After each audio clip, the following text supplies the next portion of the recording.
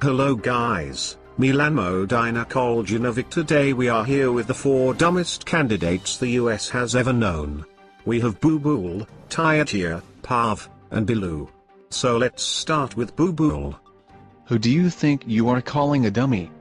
Because I scratch my dear butt, doesn't mean I don't have a brain. It just don't work. Look at Tyatia, he only changes diaper twice a week. You guys are right, but come on, we are in public. I have feeling too. I feel uncomfortable even though what you said is true. But at least, I take a shower every year, right Parv? Hey. Ask me.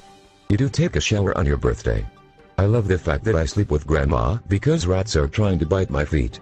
The smell may cause pollution. Ha. I don't know what you guys are talking about, but I love it. Maybe I should run for garbage collector so I can collect all of you. You give me a royal pain in the SS.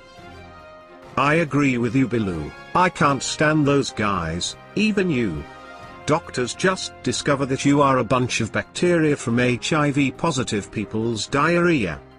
Difficult guys. Wait. So, who is going to be the president? I know there are 66 states in New York, and my main goal is to make them part of US. I learned that from my gym class by the math prof. Oh my god, my science teacher never tells me about that.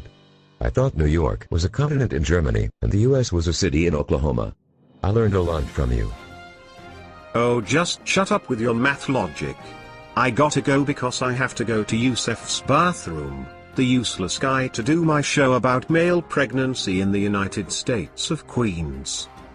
That's my case here. I was pregnant but I had an abortion last week because I am not sure who the father is. I guess is one of you though. I adore Dean's show on Go Animate. Nah.